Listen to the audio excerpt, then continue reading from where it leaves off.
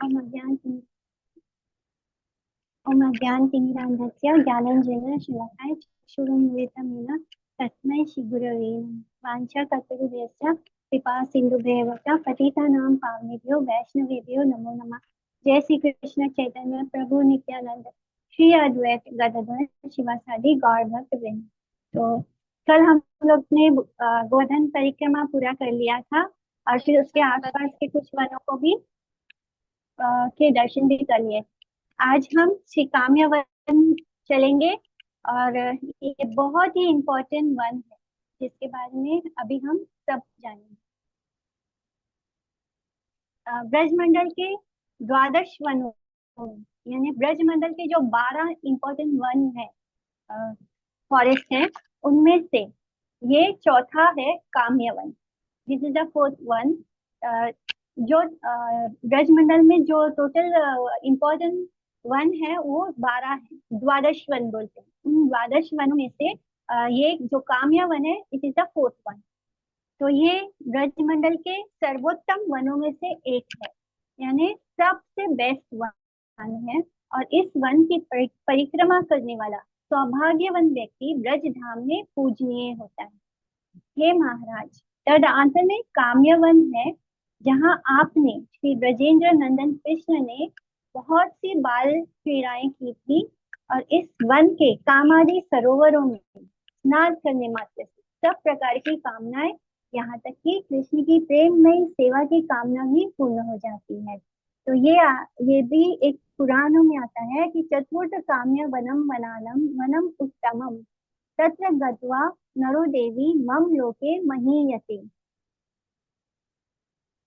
इस वन में हमारी सब मनोकामना पूर्ण करने की क्षमता है। इसके सरोवर में स्नान करने वाला व्यक्ति, उसके सरोवर में स्नान करने मात्र से ही उसकी सारी इच्छाएं पूरी हो जाती है।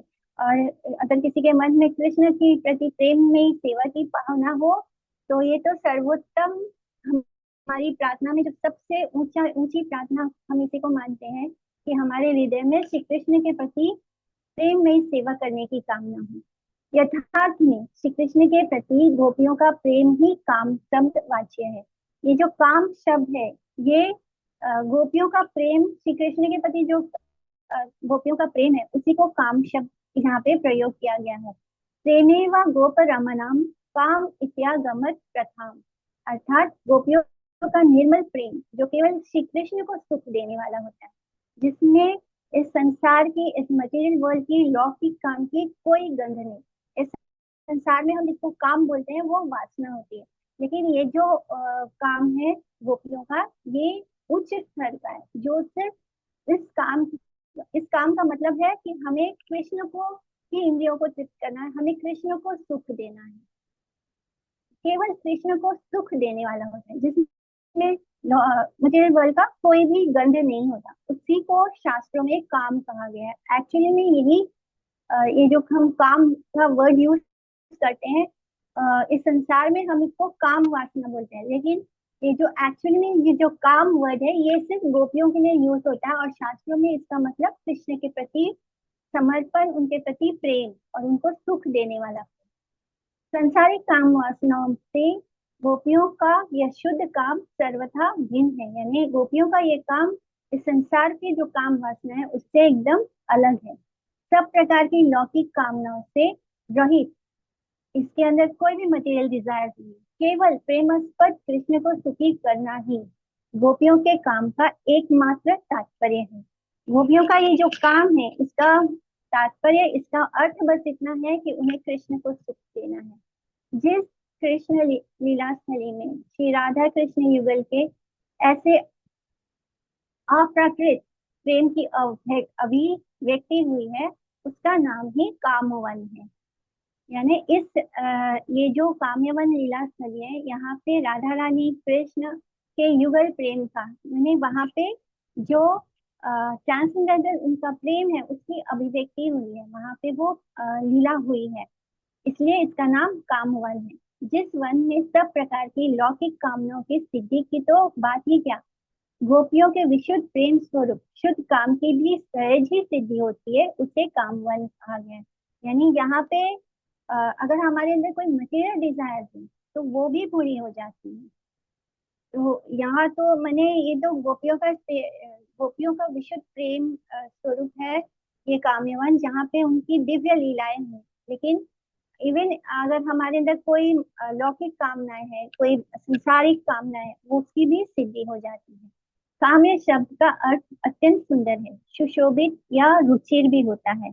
ये जो काम्यवन में काम्य शब्द है, इसका मतलब है कि जो बहुत सुंदर है, जो बहुत रुचिकर है, जो हमारे मन को मोह लेने वाला है।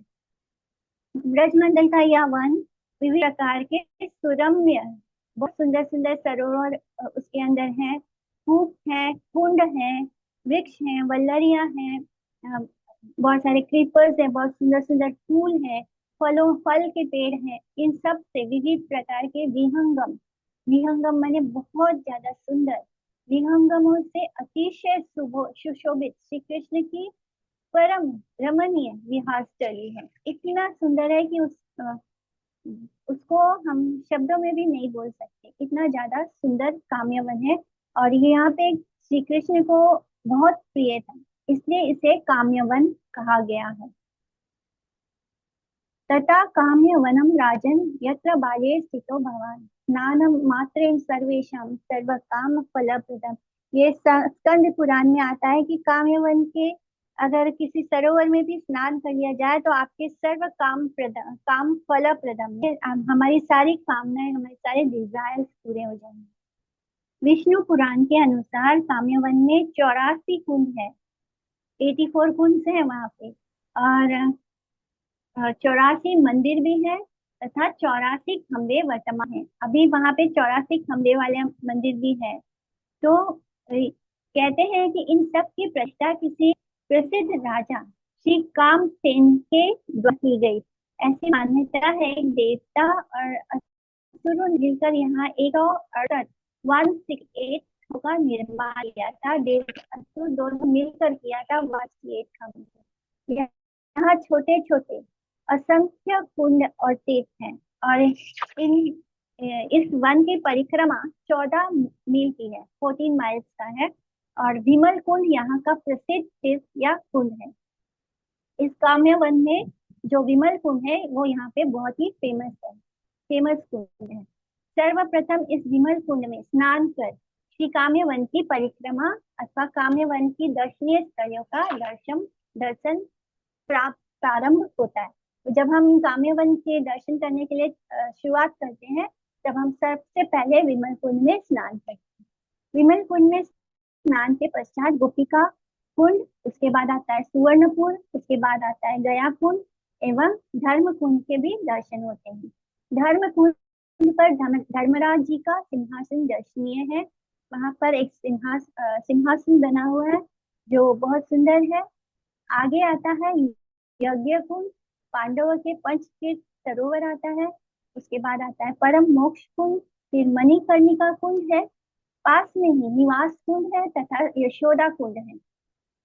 और उसके कुछ आगे जाते हैं तो मनोकामना कुंड है, गोपिका रमन कुंड है, सेतु बंध रामेश्वर कुंड है, यहाँ पे हमारा रामेश्वर धाम भी है। सेतु बंध रामेश्वर कुंड, ध्यान कुंड, सप्त कुंड, जल विहार कुंड, जल क्रीड़ा कुंड, रंगीला कुंड, छबीला कुंड, जकीला कुंड, मतीला कुंड, दतीला कुंड, पंच कुंड, घोषरानी कुंड, विमल कुंड, श्याम कुंड, गोमती कुंड, द्वारका कुंड, मान कुंड, ललिता कुंड, विशाखा कुंड, दोहनी कुंड, मोहिनी कुंड, बलभद्र कुंड, चतुर्भुज कुंड, सुरभि कुंड, वत्स कुंड, लुकलुकी कुंड, गोविंद कुंड, नेत्रमिचन कुंड, फिसलनी शिला, व्योमसुर गुफा, भोजन थाली, सुमना सखी का निवास स्थल, ललिता ग्रंथि दत्त स्थान, तदंतर विष्णु चिन्हपाद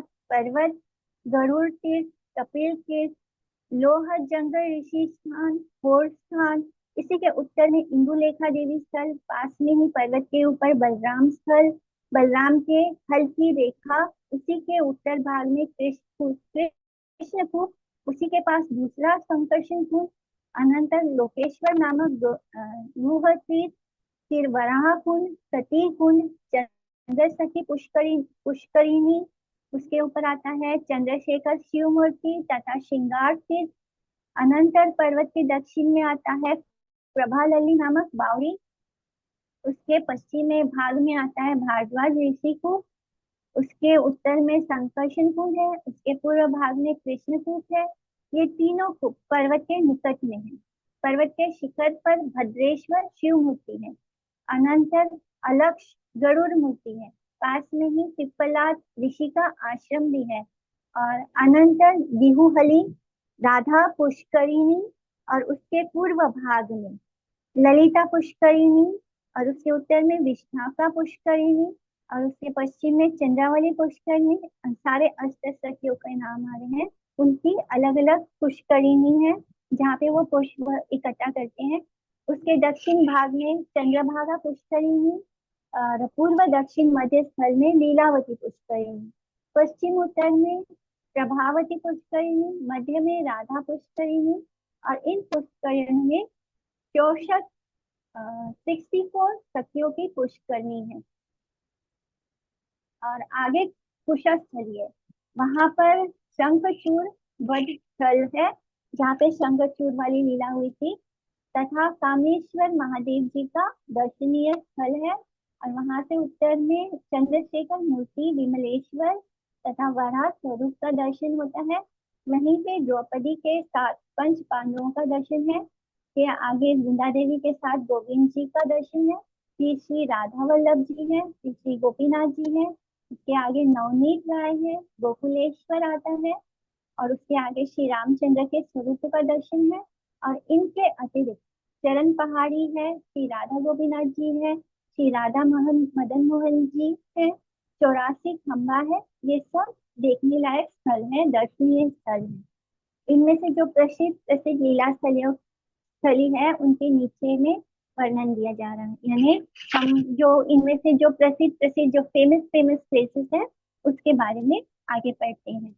विमल कुंज, विमल कुंज से हम काम्यवन की प्रदक्षिणा शुरू करते हैं। विमल कुंज कामवन ग्राम से 2 फलांग की दूर दक्षिण पश्चिम कोण में प्रसिद्ध विमल कुंज स्थित है। कुंज के चारों ओर दाऊजी, सूर्यदेव, श्री नीलकंठेश्वर महादेव, श्री गोवर्धन नाथ, श्री मदन मोहन एवं काम्यवन विहारी, श्री विमल विहारी, विमला देवी, मुरली मनोहर, भगवती गंगा और श्री गोपाल जी विराजमान है। ये 10 विग्रह विराजमान है। प्रसंग आता है, गर्ग संहिता में आता है कि प्राचीन काल में सिंधु देश के चंपक नगरी में विमल नाम के एक प्रतापी राजा थे। उनकी 6000 रानियों में से किसी को कोई संतान नहीं थी। तो इस राजा का नाम विमल था और उनकी कोई संतान नहीं थी। और उनकी टोटल 6000 रानियां थी। श्री यज्ञवाल के ऋषि की कृपा से उन रानियों के गर्भ से बहुत सी सुंदर कन्याओं को ने जन्म ग्रहण किया। वे सभी कन्याएं पूर्व जन्म में जनकपुर की वे स्त्रियां थी जो श्री रामचंद्र जी को पति रूप में प्राप्त करने की इच्छा रखती थी। जब भगवान कृष्ण राम जी की लीला में राम बन के आए थे तो जितनी भी कन्याएं थी उस जनकपुर में, वो सब राम जी को देखकर मोहित हो गई और उन सब के मन में ये इच्छा हुई कि राम जी उनका भी विवाह राम जी से हो। तो ये सारी जो कन्याएं थी जो राम जी से विवाह करना चाहती थी, उन्होंने ही श्री यज्ञवाल के ऋषि की कृपा से जो विमल राजा थे उनके घर उनकी पत्नियों के गर्भ में से जन्म लिया। फिर राजा विमल के घर में घर जन्म ग्रहण करने पर जब वे विवाह के योग्य हुई, तब महर्षि यज्ञवाल की सम्मति से राजा विमल ने अपनी कन्याएं उनकी जो पुत्रियां हैं उन सब के लिए सुयोग्य वर श्री कृष्ण को ढूंढने के लिए अपना दूत मथुरापुरी में भेजा। सौभाग्य से मार्ग में उस दूत की भेंट श्री भीष्म पितामह से हुई। श्री भीष्म पितामह ने उस दूत को श्री कृष्ण का दर्शन करने के लिए श्री वृंदावन भेज दिया। श्री कृष्ण उस समय वृंदावन में विराजमान थे। राजदूत ने वृंदावन पहुंचकर कृष्ण को राजा विमल का निमंत्रण पत्र दिया, जिसमें श्री कृष्ण को चंपक नगरी में आकर राजकन्याओं का पानी ग्रहण माने विवाह करने की प्रार्थना की गई थी। श्री कृष्ण महाराज विमल का निमंत्रण पाकर चंपक नगरी पहुंचते हैं और राजकन्याओं कन्याओं को अपने साथ ब्रजमंडल के इस कमनीय काम वन में ले आए।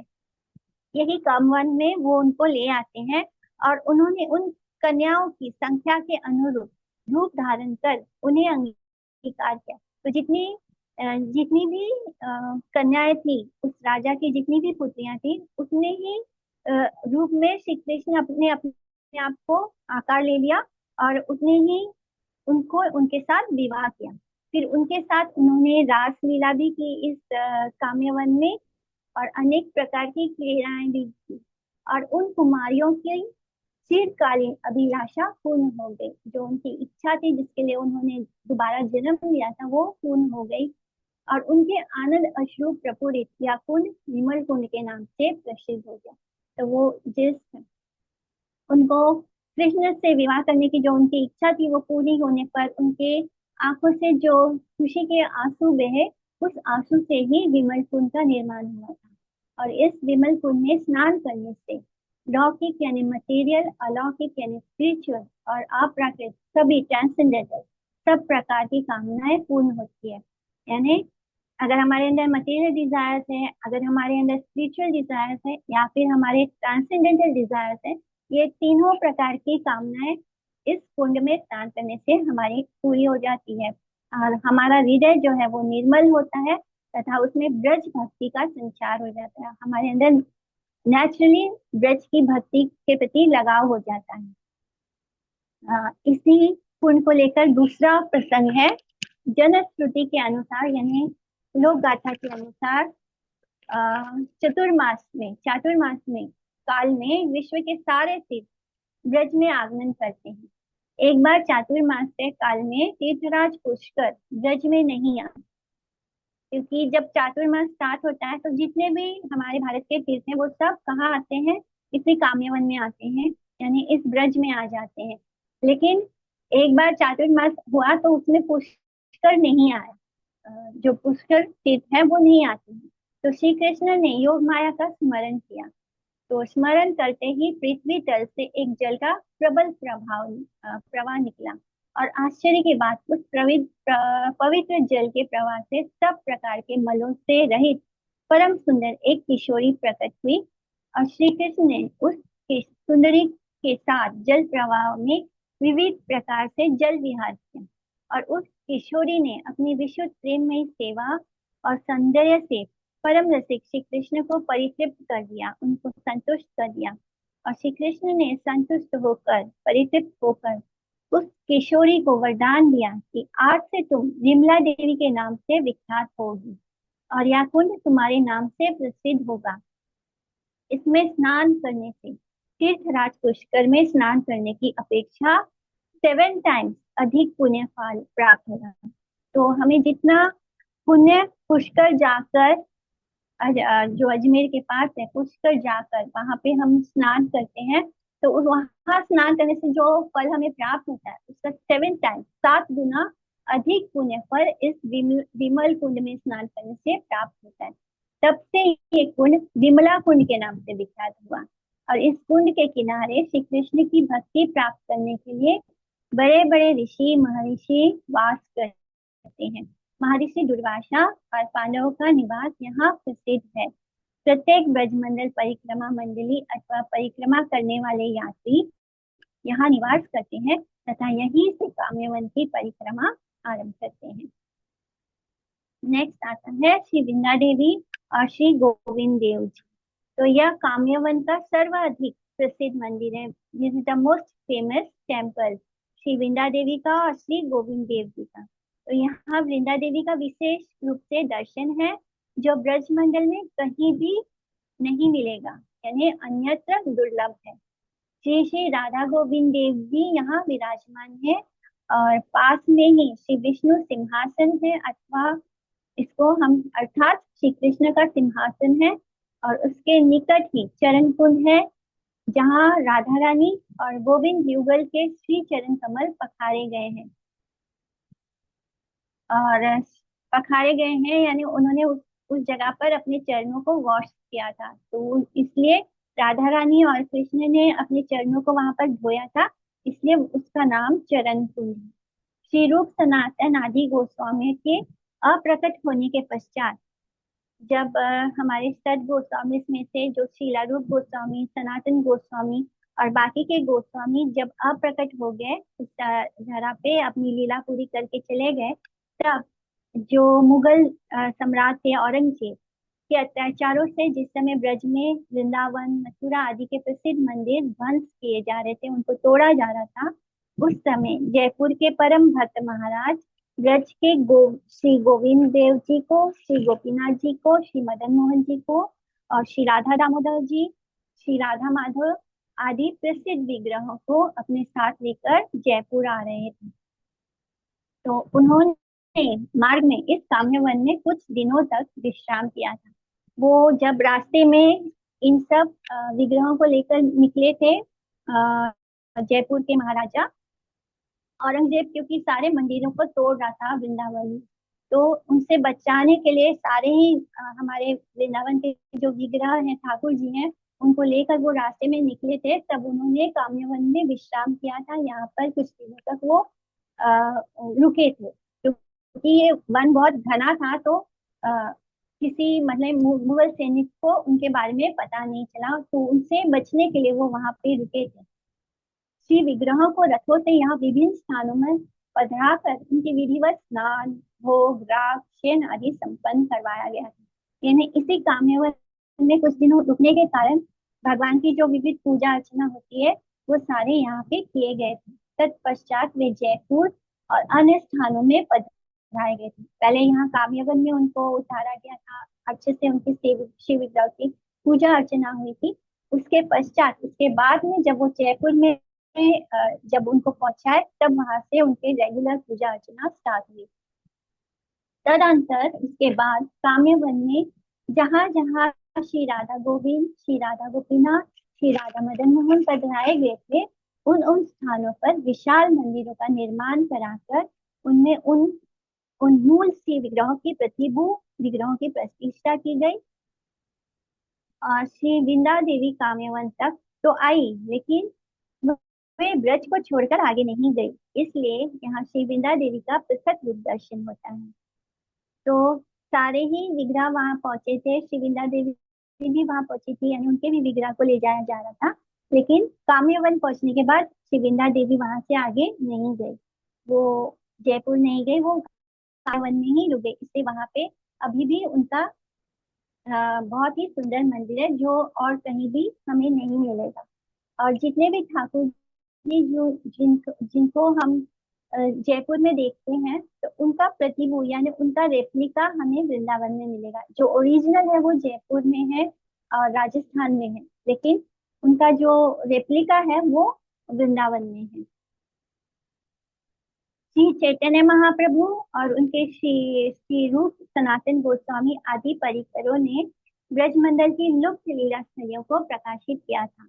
तो जो वृंदावन है, तो वृंदावन में कोई भी लीला स्थली का परिचय नहीं मिलता था, यानी सब कुछ लुप्त हो गया था, खो गया था वृंदावन एक्चुअली में।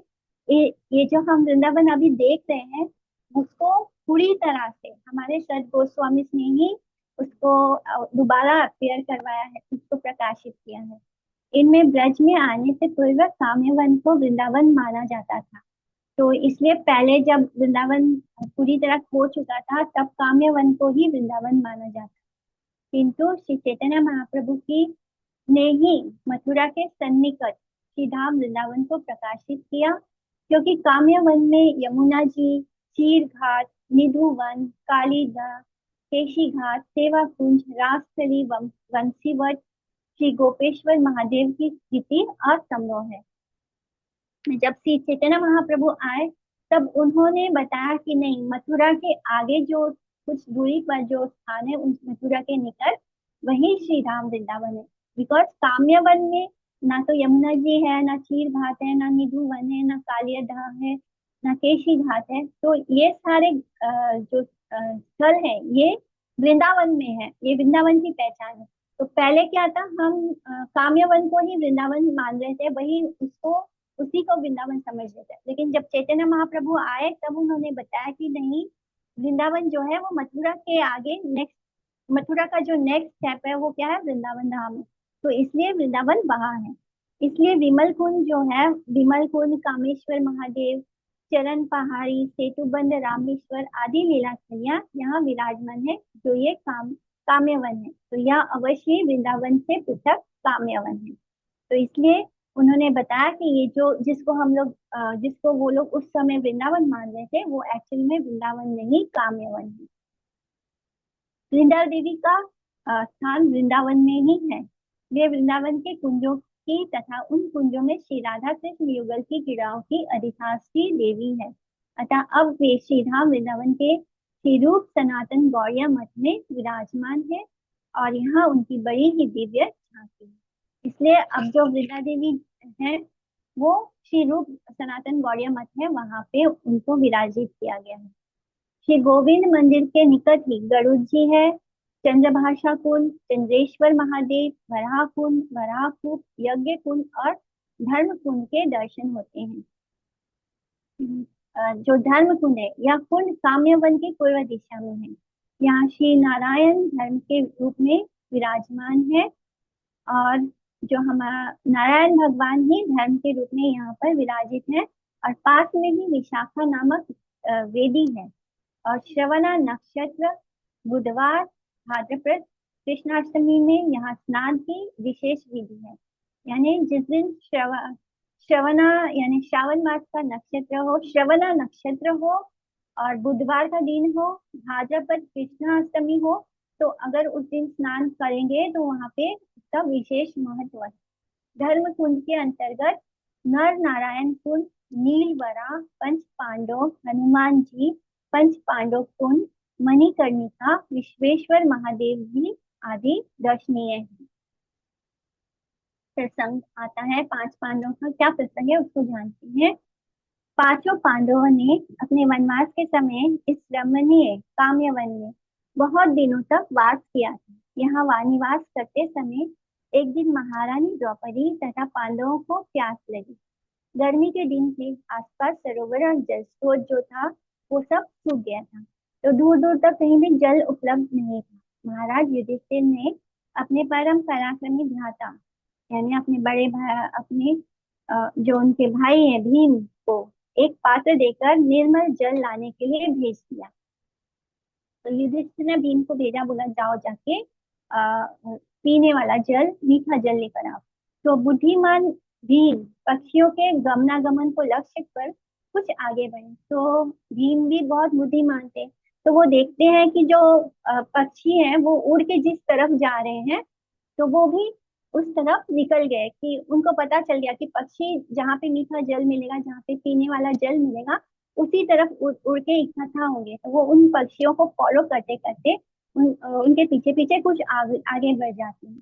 फिर कुछ दूर अग्रसर होने पर उन्होंने निर्मल और सुगंधित जल से भरे हुए एक सुंदर सरोवर को देखा। वे बड़े प्यासे थे, तो उन्होंने सोचा कि पहले मैं खुद ही स्वयं ही जलपान कर लूं, फिर पीछे भाइयों के लिए जल भर के ले जाऊंगा।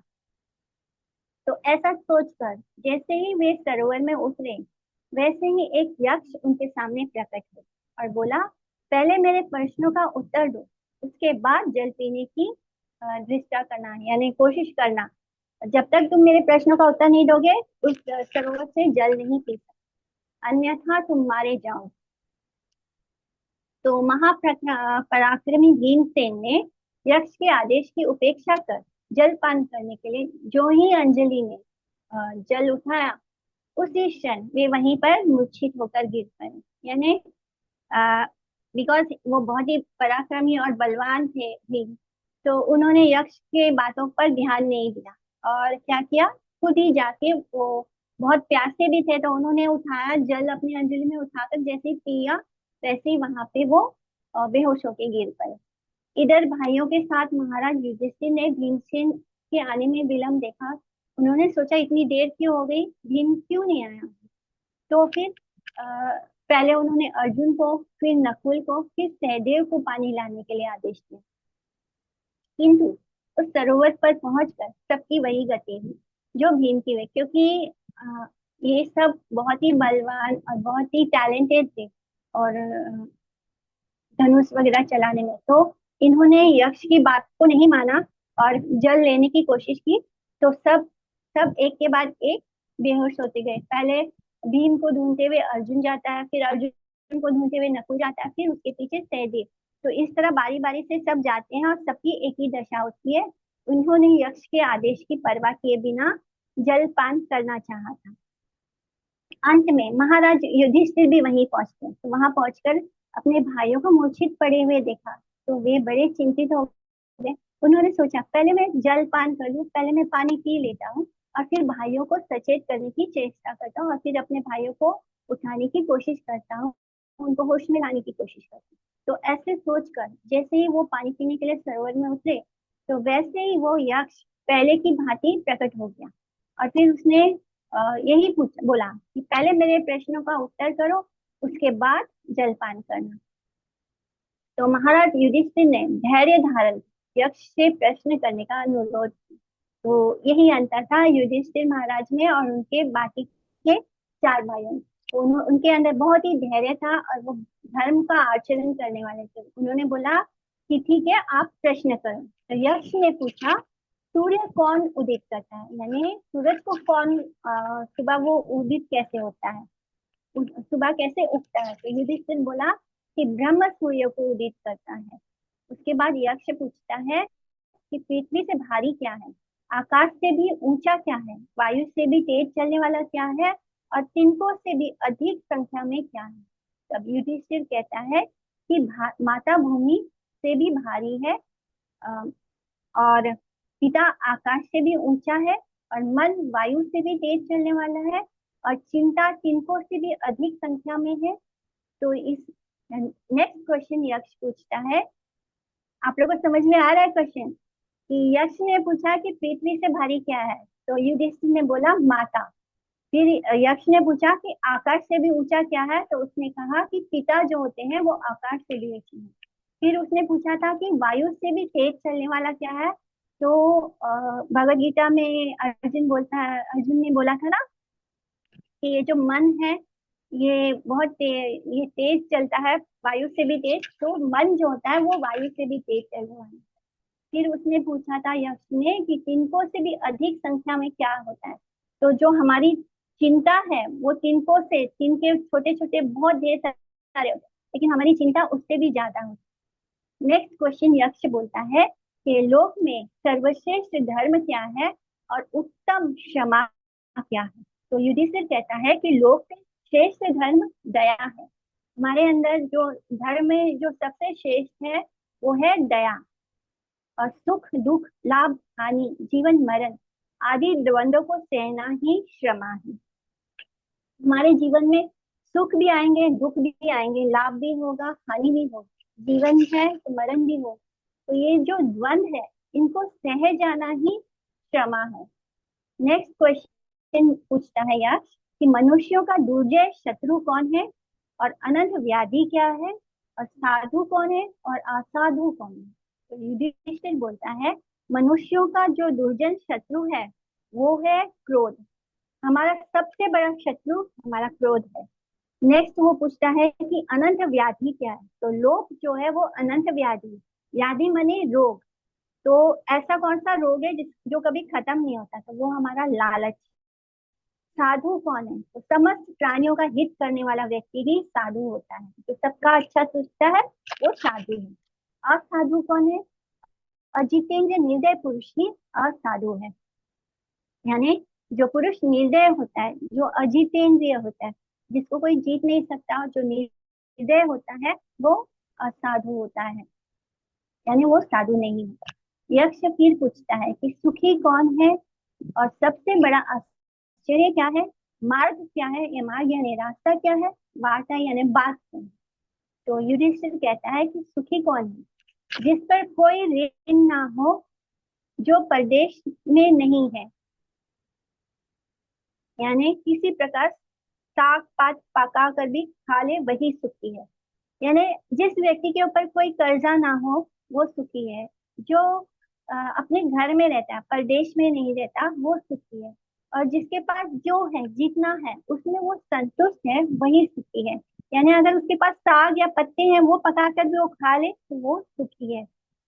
फिर सबसे बड़ा आश्चर्य क्या है? सबसे बड़ा आश्चर्य वो कहता है कि रोज रोज प्राणी यमराज के पास जा रहे हैं, यमराज के घर जा रहे हैं, लेकिन जो लोग बच गए हैं उनको जरा भी एहसास नहीं है कि वे भी सर्वदा जीवित रहने की, माने हम सब देख रहे हैं कि हमारी आंखों के सामने लोग मर रहे हैं, लेकिन हमको ये एहसास नहीं होता है कि हम भी मरने वाले हैं। हमको लगता है बस दूसरे लोग ही मरेंगे।